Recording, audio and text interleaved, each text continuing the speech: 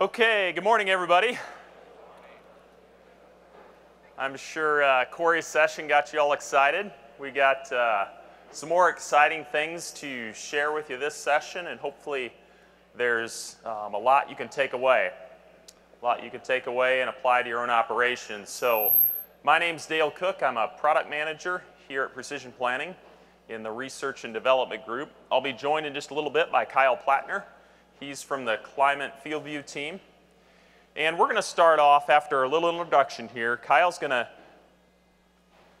work through SmartFirmer organic matter data and show you how on the Climate FieldView platform you can make use of that data alongside all your other data layers. Then after that, we're going to transition back to the furrow. And we're going to talk about a few more things that SmartFirmer can do besides sense organic matter. We're going to talk about how we look at the furrow, how we look at things like soil moisture, how we look at things like residue, and really make sure we're setting up each and every seed for success. So let's start this off by looking at these two pans of dirt.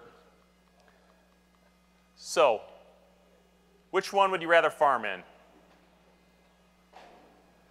One on the left, right? Is that gold dust? We'd all rather farm in the one on the left. Now let me ask you a question. What is the same about these two pans of dirt? The pan. There we go. No, there's actually one more thing that's the same. Any guesses? So, these two pans of dirt have the same texture, so same sand silt clay, exactly the same. They have the same core nutrient content. But the thing that's different is the organic matter. On the left, we got a heavy muck soil, really high organic matter. But on the right, I took the liberty to do a little experiment on some of that dark soil. Went out back and we got a heat treat furnace that can get really hot. Heated up to 1,000 degrees and stuck some of that black soil in it. And after 2 hours, all the organic matter burned off. And that's what we were left with, the junk. Right? It was that 12% that separates the great soil from the junk soil. But the reality is, whether you're here in Illinois or whether you're folks in Lincoln, Nebraska on the live stream, or whether you're folks in Fargo, not all your fields are flat and black. Your fields look like this. There's variation. We can't all farm the black dirt.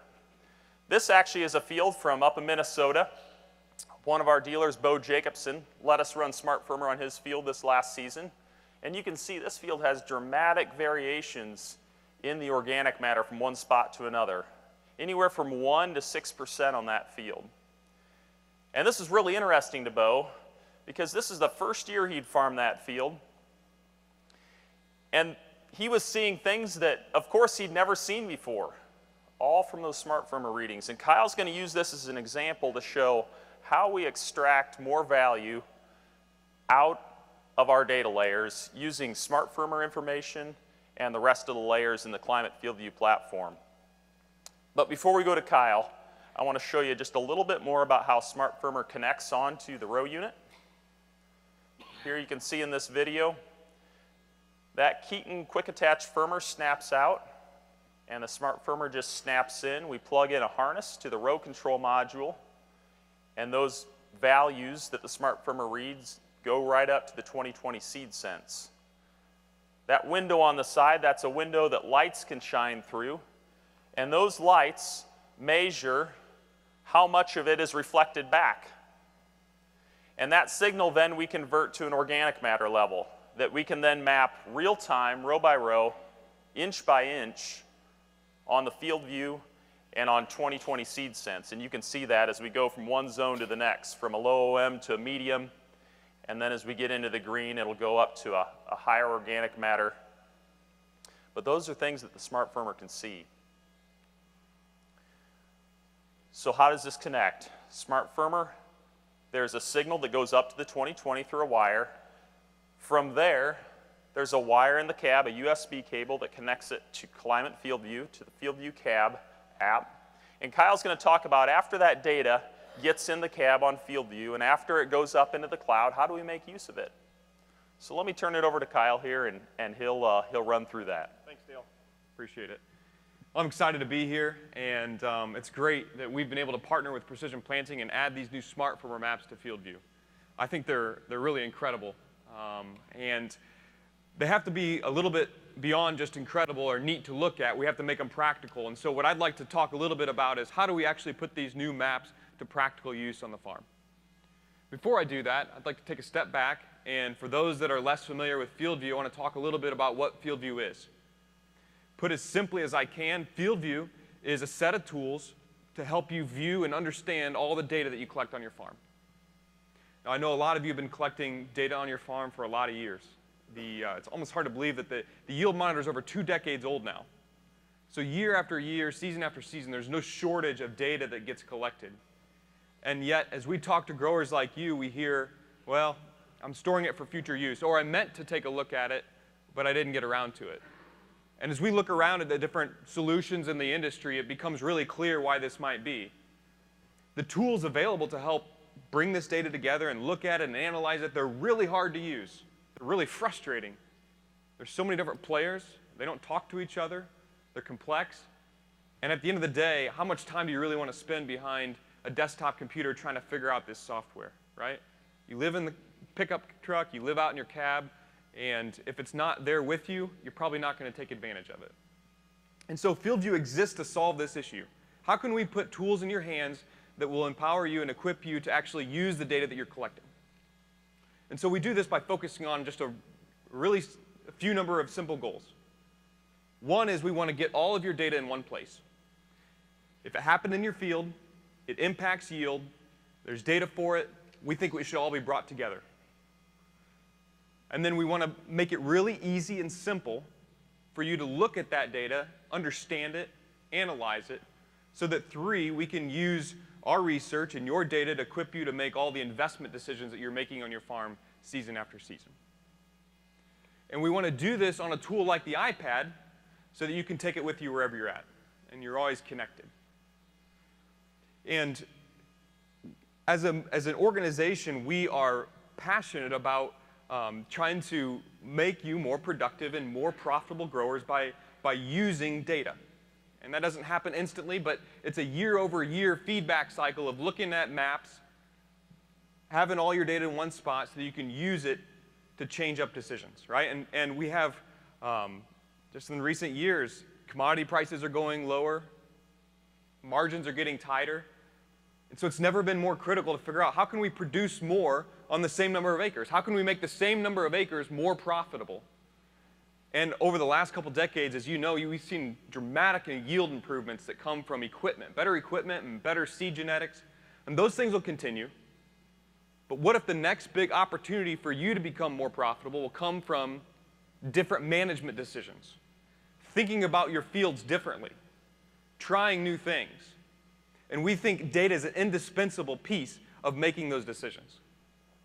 And so I think this is probably best illustrated with an example.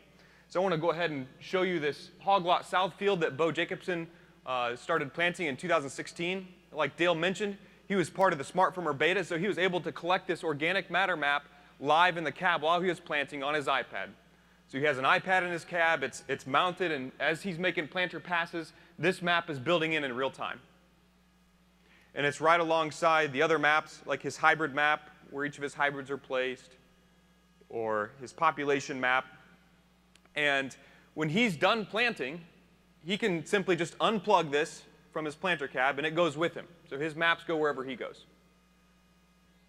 Same thing when he gets out to the combine. Bo runs 2020 YieldSense, and so he was able to build this yield map live in his combine on the iPad. And this is where, this is kind of the map that all the other maps exist to explain, right? This is where it all kind of comes to fruition. And the reason why we want to get all these other maps into one tool is so we can figure out what caused the variability here. And as I look at this, what things might I want to do next year to try to improve this, to rethink the investments I'm making in the different portions of this field? Because as you look at this field, it's not at all a field that should be managed the same. Look at all the variability here. In fact, this field is not so unsimilar to the track behind me, and that in the track behind me there's areas of 4% organic matter and 1% and 3%. And that same variability exists in this field here. And every single one of those percentage of differences in organic matter has a really dramatic effect on the nitrogen supplying power in the soil, or how's that soil going to respond in terms of rainfall and its ability and its capacity to hold moisture, right? And so we look at a map like this and we think, boy, we have got to build our management practices around the inherent yield potential inherent in the soil as shown by organic matter. So we have these planting maps that we can look next to our yield map, but it's not just planting that impacts yield, right? There's other things that we do throughout the season. For instance, Bo had a variable rate urea map that he collected, and he has right up here in field view that you can look at right next to the yield map. Or he collected a Y-drop application that he made in late June in field view. So now you can see as we move through the season, he can begin to piece together a story of all the different factors that influence his yield. He can get at all the satellite imagery that got delivered to him week after week with field health imagery. I'll cover a little bit more about that later. And all these things really influence how he thinks about what he's going to do in 2017. And that really comes to a point in his planting prescription. Let's look at the planting prescription he planted in 2016. This is it here. As you can see, it's pretty sophisticated. It's pretty intricate. Look at those management zones. So I talked to Bo, and I asked him, well, how did you go about creating this? And he told me, well, I used a combination of the Surgo soil data and satellite imagery to create those management zones. But he also told me, he goes, if I would have had the organic matter map collected with the smart firmers prior to this season, I would have used that as the basis of my prescription.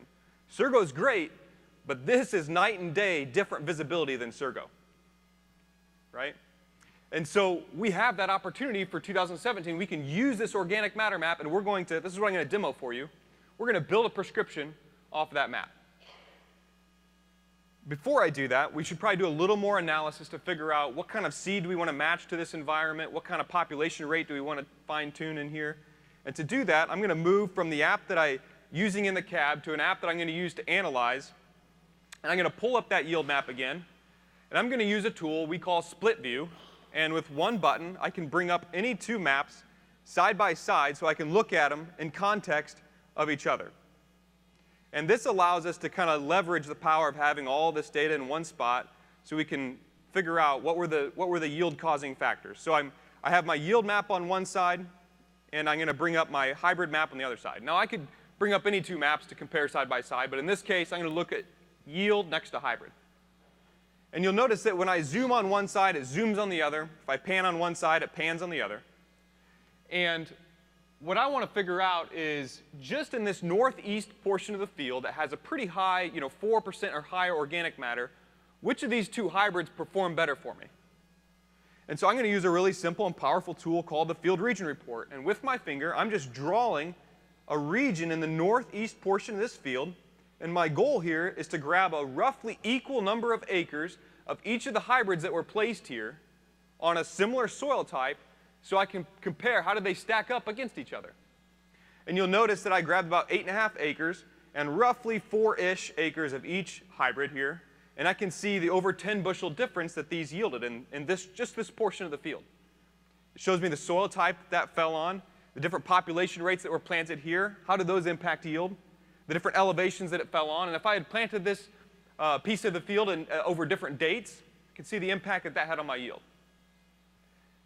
So you can see how, if I wanted to go around and figure out what population rates worked over in here or on this hybrid, or how did the different soil types in this portion of the field impact my yield, I can go around and continue to draw these field region reports and gain kind of new angles into my yield map to try to figure out what were the things that worked, what were the things that different, And over time, it's going to start prompting new questions. Well, what if I tried this?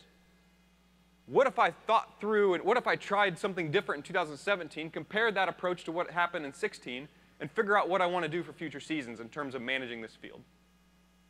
You'll notice I'm only looking at 2016 data here. But if you had data, let's say on your farm that you had from even before you were using a 2020, and you had those files off your OEM monitor, it's possible that you can take those, upload those files to climate.com, and those maps will build in just like the one I'm showing here from previous seasons, and you can actually run that field region report on prior years' worth of data, right? So you can say, what happened in 14, what happened in 15, what happened in 16, by running those field region reports and by looking at those maps. And over time, you will gain a new insight into how does this field behave under different conditions. And I should also note that while I'm using an iPad here, I can install this same app on my phone, and I can see these same maps on my phone, and I can actually run that same field region report right from a tool that's in my pocket. That's why we're excited that it's a tool that's with you wherever you're at, right? I'm on these if I'm at a seed sales meeting and I forgot my iPad, I can pull up my phone and say, hey, this is what I'm noticing in terms of what this seed's doing in this environment. What do you think about changing up the seed genetics we try here? Or this is what I'm noticing in terms of what happens when I plant this population in this soil type. What do you think about trying something new? So once I go through and I do my analysis, we're ready to go ahead and create our prescription. So I'm going to go to the prescriptions tab here, and I'll tap on the Hog Lot South field, create new prescription. You'll notice I'm offered two different oh boy. That's how these things go. There we go. I'm offered two different options here in terms of creating my prescription. One is to create an advanced prescription, and one is to create a manual. Well, very briefly, advanced prescription takes the last couple years of your data and takes our research, and we try to suggest a good seed genetic for your field environment and a good population rate that might be planted at. Now, you can adjust those and fine-tune that, but we'll just recommend, based on our science investments, what we think a good match would be. But in this case, I'm going to go ahead and use that organic matter map to create my prescription. So I want to start with a manual prescription. And this field will pull up, and it'll start with the Surgo soil lines as the management zones. Well, I want to base not on Surgo, but I want to base on organic matter for 2017. So I can pull up that organic matter map that was collected at the Smart Firmer and be looking at that while I'm creating the management zones for my prescription. It's really powerful. But it doesn't have to be just this map. If I wanted to, I could pull up last year's yield map, be looking at that while I'm creating my prescription, or I could go back and look at last year's population map, let's say. Really, any map that I have in field view, I can be looking at while I'm creating my prescription. Not only that, but if you had a gridded soil test that you did a couple years ago, and the person who you hired out to do that test gave you a little file, you can upload that soil test file, and you can see the soil test as a map while I'm creating my prescription. So let me go back to the organic matter map. And what I want to do is go ahead and just merge together these Surgo lines so I can start with a clean slate to create this prescription. So I'm just going to start tapping on these zones here. With the exception of this east portion of the field, Surgo already has it sectioned off really nicely for me. That's an area of the field that has a high organic matter. I want to keep that as a zone and manage that separately. And I also want to section off that northwest corner. This is a hog trough that's a little more empty than the rest of the field. I can't feed as many hogs here, so I want to manage that separately. So I'm going to use a draw shape tool, and so what I'm doing is I'm looking at the map, and I'm just drawing a management zone with my fingers right on top of the map here, and I can just drag that around and shape it kind of however I want. And when I'm done with it, I hit save, and there's a management zone that I can plant at a lower population. Now, before I go ahead and enter the rates in and save off this population, I'm going to go ahead and create a check strip. FieldView is a great learning tool, and it allows you to implement things like a check strip, and then later on, when we get out to the combine, we see, did that investment pay off? Is that an investment I want to try again in future seasons, or is that one that doesn't make sense for my farm? So I'm just going to use this drop square tool. I'm just going to pull a check strip through the northeast portion of this field, hit save, and there's my management zones. Now I could spend more time and make this more complex, but for the sake of this demo, I want to just focus on these 4 simple zones.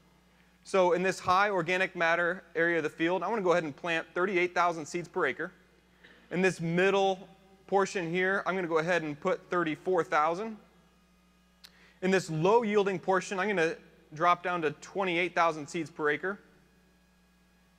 And in my check strip, I'm going to go ahead and push all the way up to 42,000 seeds per acre.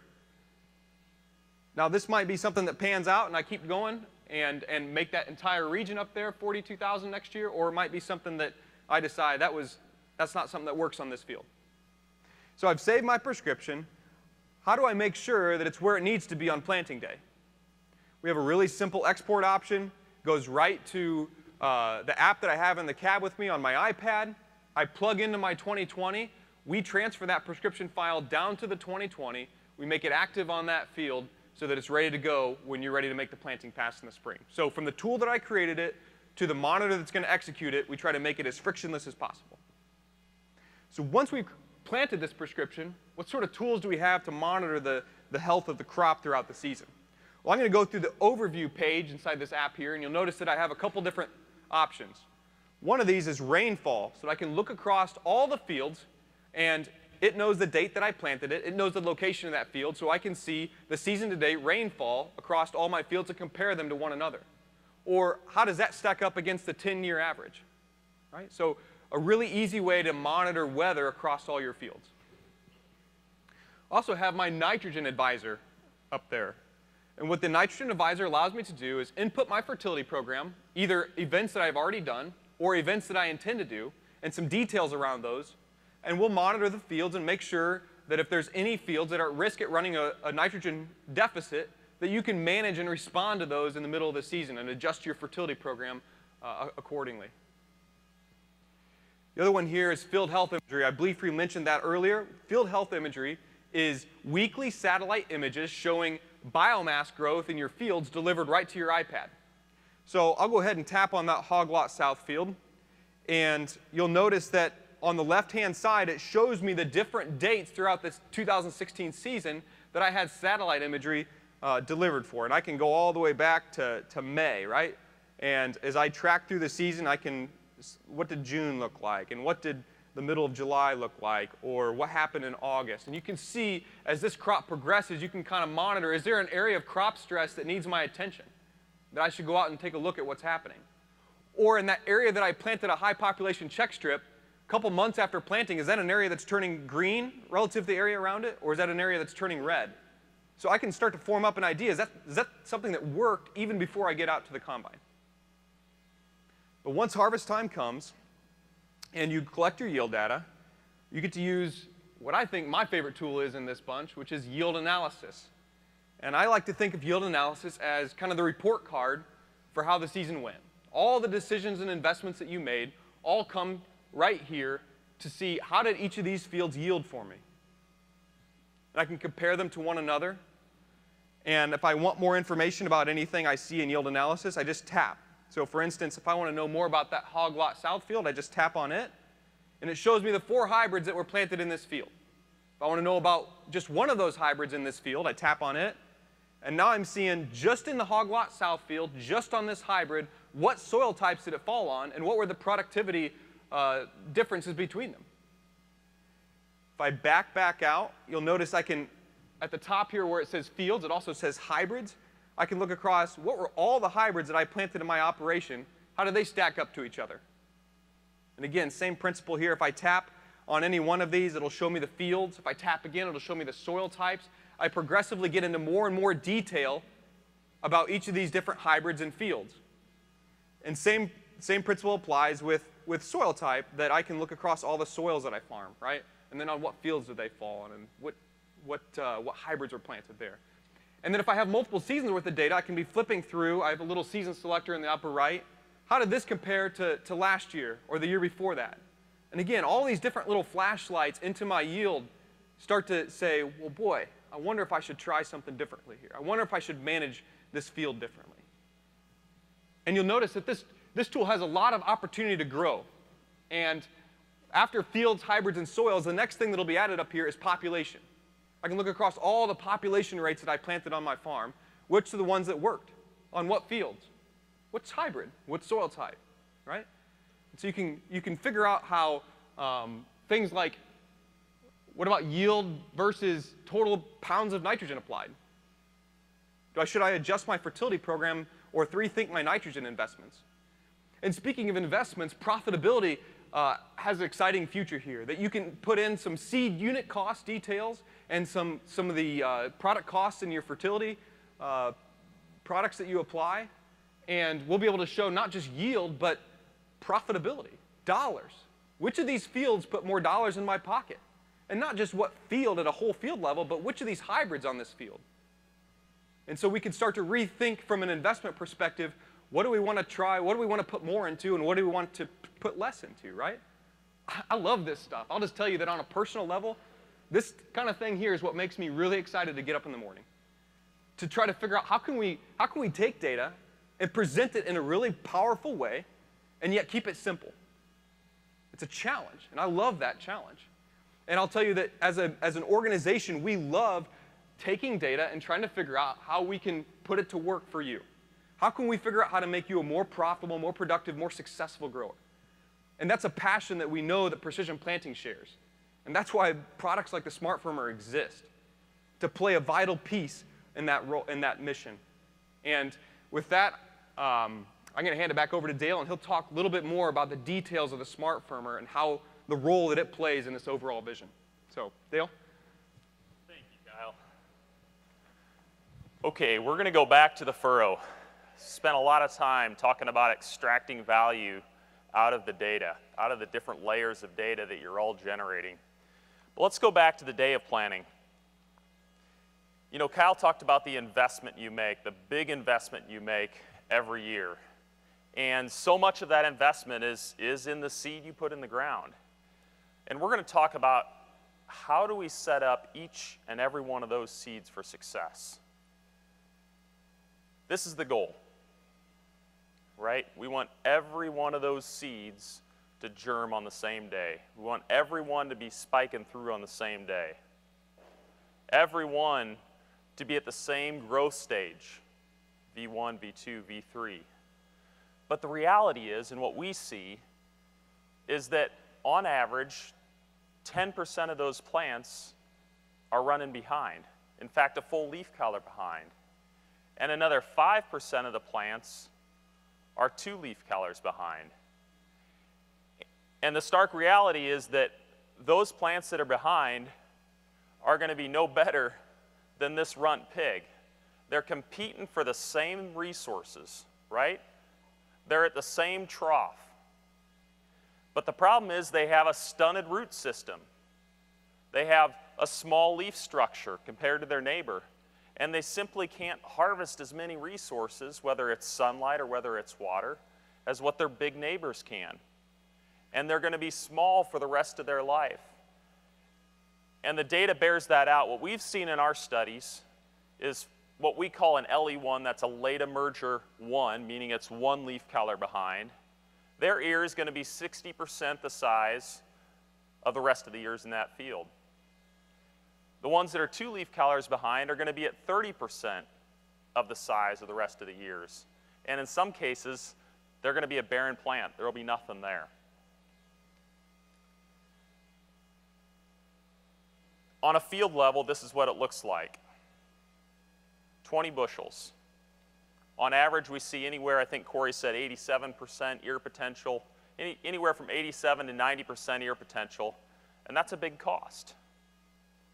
That makes a big difference at the end of the day. Here's another set of data. Ear weight. This is a study from just this past growing season. We had a big plot out back. Corey Deppert went out there every morning, and he planted popsicle sticks by every one of these 800 plants as they came through. Put a date on each of those. We went back come harvest, and we weighed all the ears. And you can see it day by day. Day 1's not so bad, but day 2, 3, 4, and 5, those ear sizes just keep stepping down.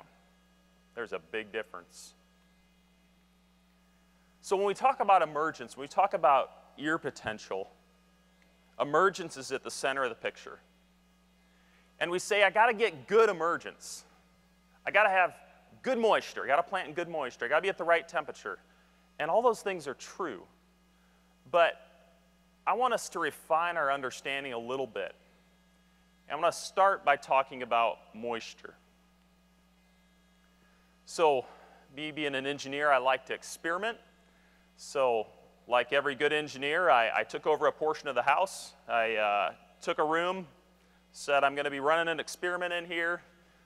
None of the kids can come into this room because I'm germinating seeds. I'm growing plants. I had it climate controlled in there. And what we were studying is, and what we wanted to demonstrate really, is as we have varying soil moisture levels and seeds planted at different depths in those moisture levels, and as we watch those seeds germinate over time and emerge, what can we learn? So I did a little time-lapse video here that we're going to watch in just a second. I just want you to watch very carefully at the three groups of seeds and see what differences there are between them. So let's take a look.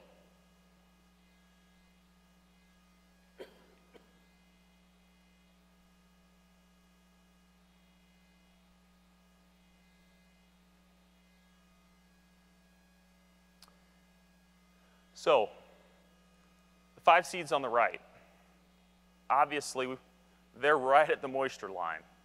They're right at the moisture line. I really hope you guys aren't planting there unless you are 100% certain you got a rain coming. The seeds in the middle, well, one of those seeds, if you have 1 out of 5 seeds that are doing that, you need to talk to your seedsman, right? That one ended up being a no germ. The others, there was enough moisture, right? There was enough moisture. Was it uniform from one seed to the next? Right? If we want every seed out of the ground in the same day, was that uniform enough? I'm not sure. What about the 3-inch depth? Looks pretty good. Looks like they had enough moisture, pretty uniform germination. Now, don't mishear me here. I'm not saying that you should all go out and plant at 3 inches. I'm just saying that moisture makes a difference. And what we see here is really there's 2 aspects to moisture. We got to have enough, right? The upper right, we didn't even have enough moisture to kick off germination in these 4 or 5 days. But we also have to have uniformity. So let's kind of score them. So I don't think we had enough or uniform moisture in the upper right. In the middle, was it uniform? I'm not sure. I think we had enough, as long as that was bad seed. I think we were both uniform and sufficient and adequate moisture in the bottom left. So let's look at the numbers. It took us 6.5 days at the 1 inch to finally germinate, and another 4.5 days to finally spike through for the first plant. The next 2 both germed in 2.5 days. And it took them between 5.5 and 6.5 days to emerge. So not bad. So let's refine our understanding of moisture.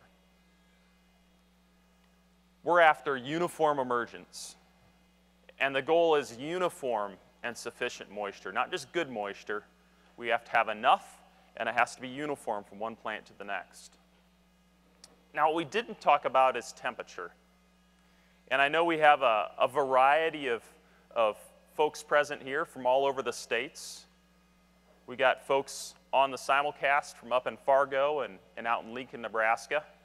And maybe some of you push soil temperatures a little bit, maybe especially those in Fargo. But in general, we say as a community that 50 degrees is kind of the threshold when you're planting corn. And that's a good threshold to have. But I want to talk about uniformity of moisture, and I want to use the analogy of a pair of chore gloves. And you've all had this happen, whether you're fixing a pipe or whether you're carrying buckets of water and your hands get wet with the chore gloves. What happens? Well, those gloves have just lost all of the airspace inside of them, and that moisture conducts the heat right out of your hand, and your hands get cold and stay cold. And the same thing really applies when we think about moisture in the soil as it relates to temperature.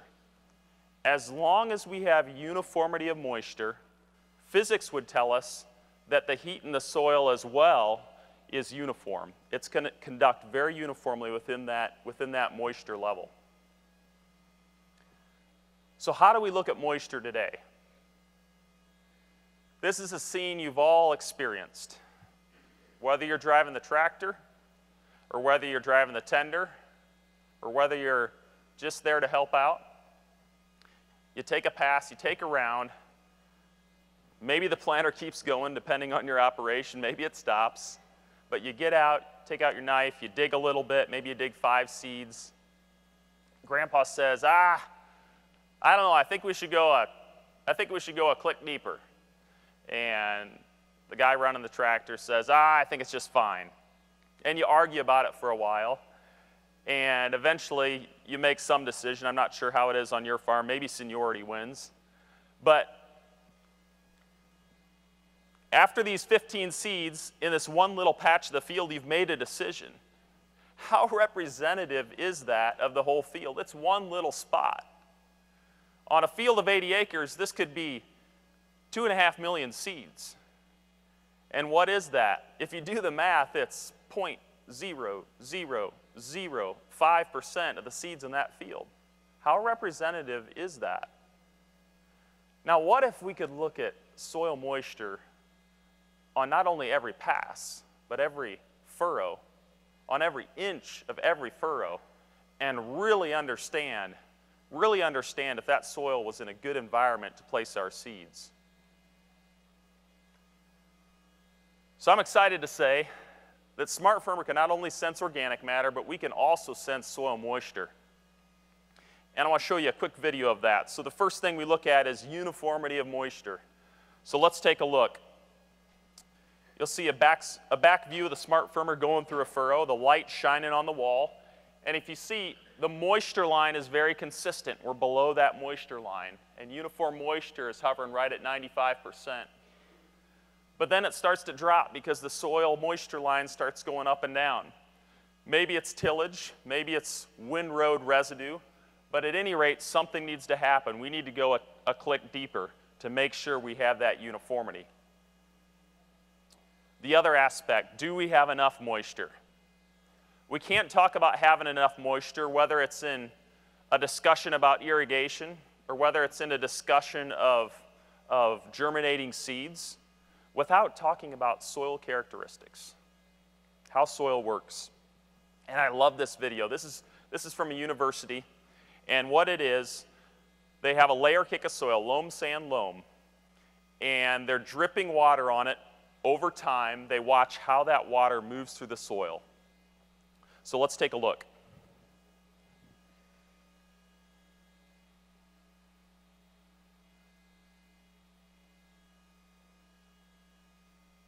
It's almost hard to believe. What's going on there? It's sand.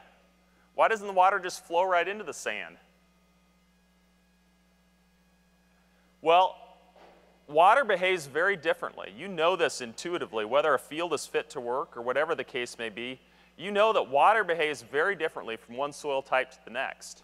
And it just so happens that finer textured soils, like the loam, like a clay, hang on to water a lot tighter than a sand does. That loam is hanging on so tight to that water that it won't let the sand have any. And in fact, you'll see here that they have to overwhelm that loam with water before it's finally ready to give some of it to the sand. And if I let it play longer, you'd see that as soon as that water touches the bottom loam layer, immediately that loam just sucks that water right into it. Its attractive forces to those water molecules are so much higher than the sand. So how do we think about this? I hope this graph helps to illustrate that. And those of you who are irrigators are familiar with this concept. On the bottom, we have different textures of soil. So we have very coarse soils on the left, and we have fine textured soils on the right. On the left, we have different moistures by volume. So a 10 on that scale, that's 10 buckets of water for 100 buckets of soil. And what you see if you look at the red line is that below that red line, roots and also seeds can't access the water. The soil's hanging on it too tight. So for a sand, you have to get above 5% water in order for roots of the seed to access that water. For a clay, you have to give above 25% water in order for the seeds or roots to access it. So let's make that a little bit more practical. We got a coarse textured sand on top. It's coarse, it's low organic matter. We got a fine textured muck on the bottom, higher organic matter. And what we did is we set up 3 experiments with each soil. We took the soil at 3 different moisture levels, 2.5%, 5%, 7.5%. And we put seeds in those soils for 10 days. And we wanted to see what would happen with each of those seeds. So let's take a look. At 2.5%, nothing happened. The one on the top maybe grew a little bit more. At 5%, what happened? The sand was germing. It could give plenty of water to the seed. The muck soil was still hanging on to that water. What happened at 7.5? To germinate seeds, we need moisture, temperature, and oxygen, right? We drowned out the seeds in the sand at 7.5% moisture. It has a very narrow window for germinating seeds. The muck, on the other hand, it was hanging on so tight to that water, it still wasn't ready to germinate those seeds. So let's look at this one more level deeper. How much weight did each of those seeds gain? On the bottom, in the fine textured muck, we were slowly, steadily increasing the amount of weight that the seeds were gaining. By the time we hit 7.5%, the seeds had gained 16% water.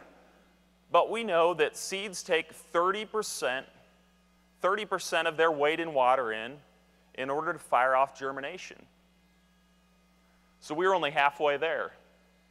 On the sand, on the other hand, on the top, by the time we were at 2.5% water, we'd already gained almost 30%. We were almost ready to fire off germination. But of course, we had completely overwhelmed the seed as we got past 5%. So I'm excited to say that the Smart Firmer can not only sense the uniformity of the moisture, but also what we call the seed germ moisture. And that is exactly what I just showed you, the amount of moisture that the seed is able to take up in a given soil. So we're going to show you a little demonstration here. What we got, besides organic matter zones out here, so if you recall on this side, in this light soil, this is the 1.5% organic matter. Right here, we have the 2.5%, but we have a dry spot right here. So over at this line, this is where there's a dividing line between dry soil and moist soil. Exact same soil, both 2.5% OM, but dry and wet. And then, of course, the darker soil in the back.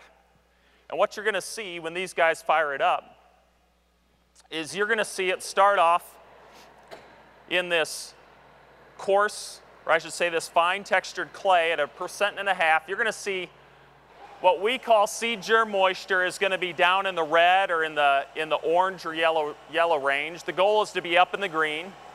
As we move to the dry, it's going to be about the same. And then once it gets into the wet soil, it should go into the acceptable zone. So let's take a look. So these soils aren't ready to give moisture to the seed.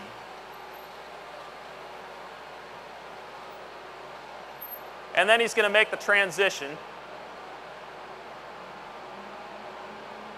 You can see clear as day the transition from the dry to the wet and into the high OM, which is also at acceptable levels of moisture.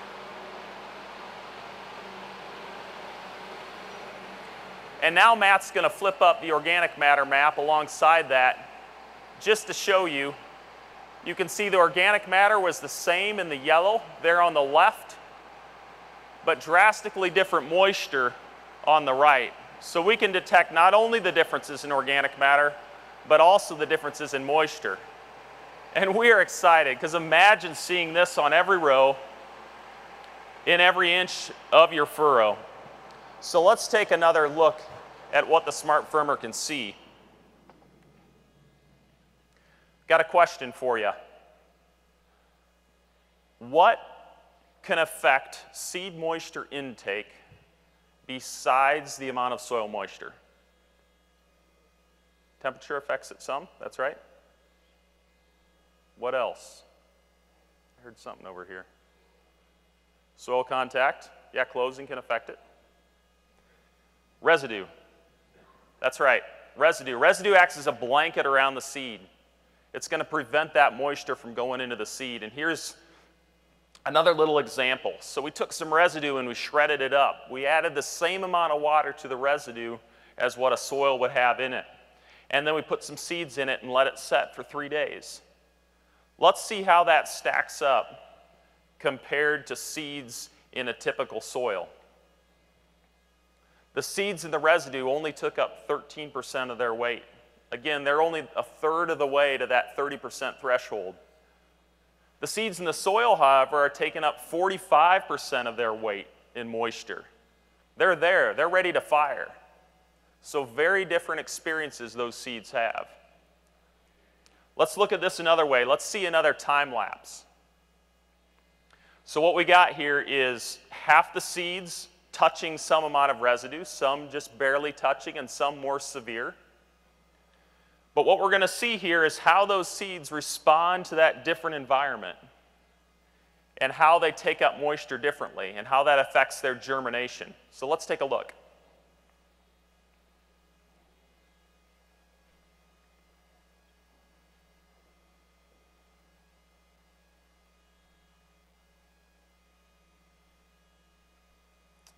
I never get tired of watching this. It's pretty fun.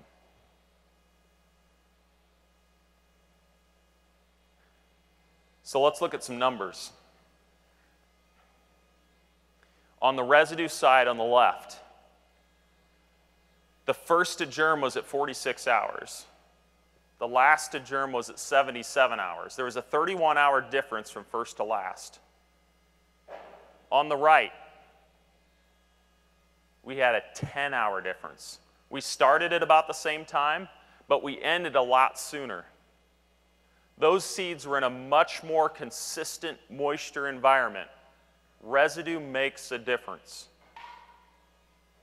So you might have guessed, not only can we sense organic matter, soil moisture, but we can also sense the presence of residue in the furrow. And what we're going to do now is we're going to demonstrate that to you, first by a video. We call this metric clean furrow. And what you're going to see here to start off with is this firmer is going to be riding in a clean furrow. There might be 1 or 2 pieces of residue, but it's going to be more or less clean. So the higher number, the better. And then we're going to transition to a dirtier furrow, a furrow where residue has fallen in.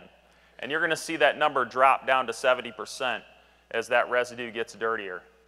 So we can see that. Every inch of that furrow we can detect. So let's see that in action.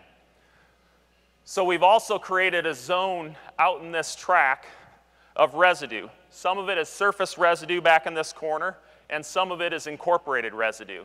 And what the guys are going to do is they're going to fire back up, and they're going to go around this track, and there's a little bit of residue sprinkled through here, but you're going to see it really pop. You're going to see those numbers drop down into the oranges when we hit this patch. So let's take a look.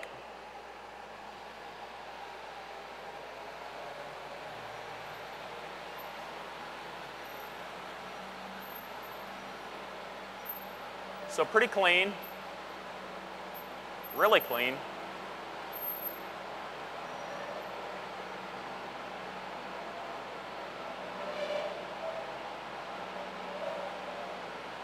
And I don't know what it is on your farm. Maybe it's a low spot in the field where you got an island of residue. Maybe it's just windrowing. But he's going to hit this patch. And as field view catches up, you're going to start seeing that.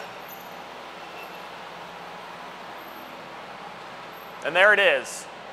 You've got to make an adjustment to the planter. You've got to put more pressure on the cleaners. Or maybe that's a tillage issue.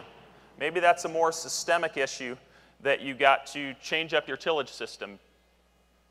Whatever the case may be, we're excited.